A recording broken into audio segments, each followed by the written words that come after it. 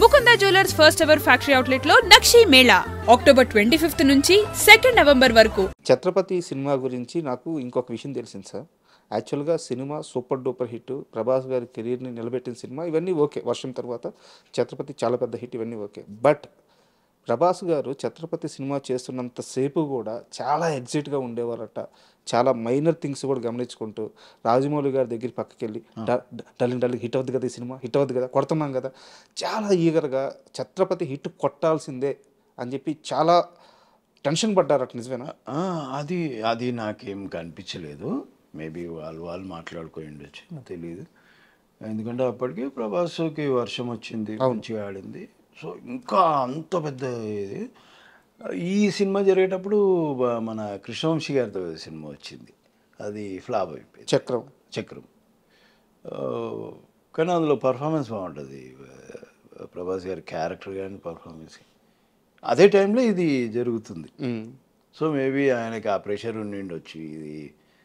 కానీ మాకు ఎప్పుడు, ఎందుకంటే ఆయన సంగతి తెలుసు కాబట్టి గన్ షాట్ అని మేము ఫిక్స్ అయిపోయినాం. ఓకే, మేము ఛాలెంజ్లు ఇస్తాం. ఇప్పుడు ఎట్లా అంటే, ఇది ఆడకపోతే ఇండస్ట్రీ మానేస్తా అంట.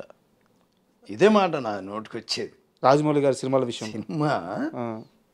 సినిమా నాకు నేను చేస్తా కాబట్టి నాకు కొద్దిగా ఐడియా ఉంటుంది. హైవే ఇంటర్వెల్, హైవే ఛత్రపతి కానీ, సింహాద్రి కానీ. నేను ఇట్లానే అన్నా, సింహాద్రి అప్పుడు కూడా అన్నా, సినిమా ఆడకపోతే ఇప్పుడు ఏదో అరకూర వేషాలు వస్తున్నాయి, ఇది కూడా బంద్ చేసుకొని కొరియర్, అంతకుముందు కొరియర్ చేస్తున్నా, కొరియర్ చేసుకుంటాను, నేను కొరియర్లో పని చేసుకుంటా అని చెప్పి. అది అంత నమ్మకం రాజమౌళి అంటే. నమ్మకం ఆయన. ఎందుకంటే ఆయన కథ మీద ఆయన కొన్ని ఎపిసోడ్స్ ఉంటాయి, ఆ ఎమోషన్ని క్యారీ చేసే ఎపిసోడ్స్ మనకు ఎప్పుడైతే పడాలనో దెబ్బ అప్పుడే పడుతుంది ఆ సీన్లో. కొద్దిగా అటుపోదు, ఎప్పుడైనా సరే ఆయన సినిమాలలో కొద్దిగా ఇటుపోదు. మనకు ఆడియన్స్కి ఎయ్యర్రా ఈ నా కొడుకుని అన్నప్పుడు వీడు ఇట్లుంటాడు, అప్పుడే గొడ్డలేసింది అనుకోండి, ఎయ్యి నా కొడుకుని అంటారు. ఇట్లాంటి మేము థియేటర్లలో పోయి, ఊర్లలో పోయి, లో క్లాస్ దానిలలో ఎవరికి ఇన్ఫర్మేషన్ లేదు. మేము 3 రోజులు అట్లా రిలీజ్ అయిన తర్వాత వెళ్ళేటోళ్ళం. అట్లా కట్టెలు తీసుకొని రాజమౌళి మేమందరం ఇట్లా చూసేటోళ్ళం. నేను సింహాద్రికి బాగా ఎప్పుడు ఏ థియేటర్ కన్నా నా సీనే వచ్చేది, ఆ గొడ్డలి అన్నారికేది ఇదే వచ్చేది. పాన్ వేసుకొని వస్తూ ఉంటాయి ఈ సీన్లు. నాకు అంత నమ్మకం. ఎందుకంటే వేరే ఉండదబ్బా, ప్రతి ఎమోషన్ ఏడ జనాలు కనెక్ట్ అవుతారు, అన్ని ఐడియా ఉంటుంది ఆయనకి పక్కగా.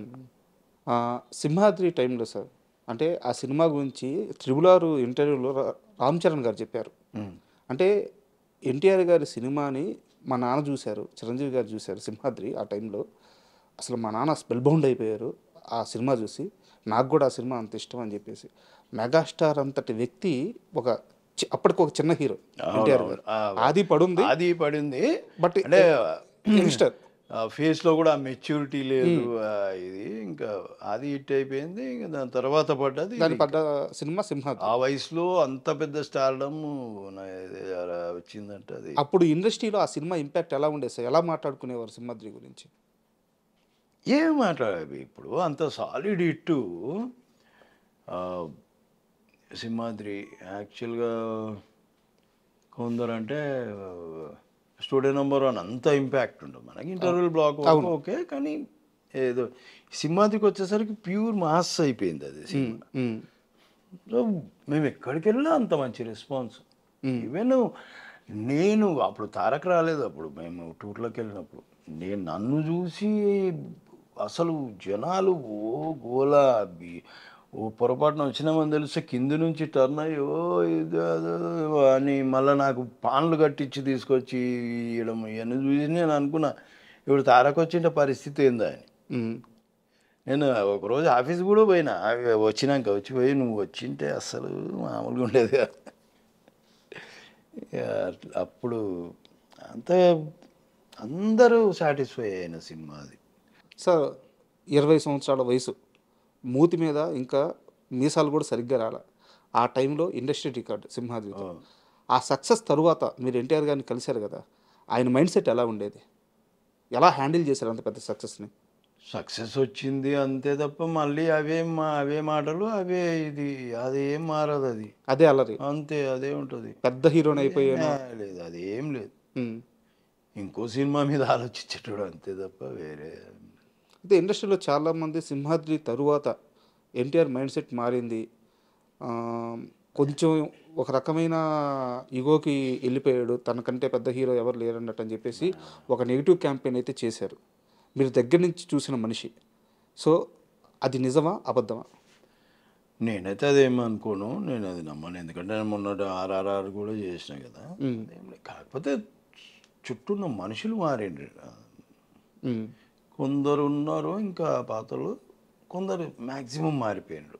తన చుట్టూ ముందు ఉండేవాళ్ళు ఇప్పుడు ఎక్కువ కనిపించరు. ఓకే, మేబీ అది ఏమైనా చేంజ్, దానివల్ల ఏమైనా ఇది అయ్యిండొచ్చు. ఎవరన్నా దాని గురించి అంటే నచ్చక అట్లా చెప్పుకున్నారేమో మరి. వెళ్ళిపోయిన వాళ్ళు ఉంటారు కదా, వద్దని అంటే వెళ్ళిపోయిన వాళ్ళు ఉంటారు, వాళ్ళు ఇంకా ఇదే మాట్లాడుకుని ఉండొచ్చు మేబీ, ఈ నెగిటివ్ స్ప్రెడ్ చేశారు, అట్లా ఉండొచ్చు అంతే. కానీ ఇప్పటికీ వాళ్ళ ఫ్రెండ్స్ అట్లనే ఉన్నారు, వాళ్ళు ఎప్పుడు వస్తూనే ఉంటారు. బాహుబలి ఉన్నాడు, ఎప్పుడు ముందు నుంచి ఆ కుర్రోడు మేకప్ దగ్గర మేకప్ చూసుకునేవాడు, ఆ పిల్లోడు ఉన్నాడు,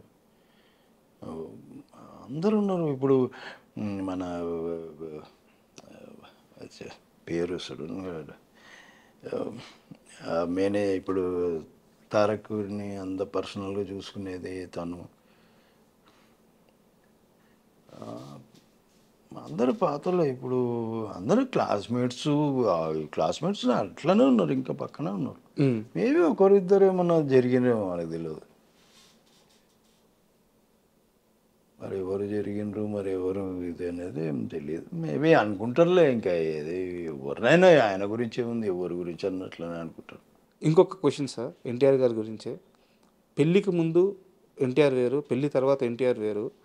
ఆయన అంటే ఒక భయంకరమైన శక్తి ఎన్టీఆర్ అంటే, ఆ ఎనర్జీ కానీ ఆ యాక్టింగ్ లెవెల్స్ కానీ లేకుంటే బయట మాట్లాడే విధానం కానీ చాలా ఎనర్జీ పర్సను. సో అంత శక్తి ఉన్న మనిషిని కొంచెం కంట్రోల్ చేసి ఎక్కడ ఎలా ఉండాలో మౌల్డ్ చేసి ప్రణీత గారు వచ్చిన తర్వాత ఎన్టీఆర్ గారి కెరీర్ కానీ ఆమె కానీ చాలా సక్సెస్ఫుల్ వేలో ఉండడానికి ఆమె కూడా ఒక కారణం అని చెప్పి చెప్తుంటారు.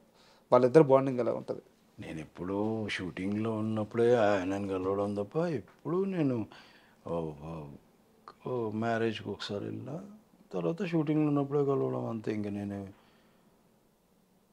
ఏవో మార్చేది ఆటోమేటిక్ మారిపోతుంది బా. ఇప్పుడు పెళ్ళైన తర్వాత డెఫినెట్గా మనిషిలో చేంజెస్ వస్తాయి, ఎవరిలో అయినా వస్తాయి. అదే తనకి పర్టికులర్గా చెప్పాలి చేయాలని కాదు. ఏజ్ కూడా పెరుగుతుంటే అప్పుడు మరీ చిన్నోడు పెరిగే కొద్ది మనకు కూడా తెలుస్తుంటుంది, కొద్దిగా అరే మనం ఇట్లుండవద్దు అని కొన్ని ఆలోచనలు వస్తాయి. సో దానివల్ల కూడా మార్పులు వస్తాయి తప్ప ఒకరు పర్టికులర్ మార్చాలి అదేదని ఏం లేదు.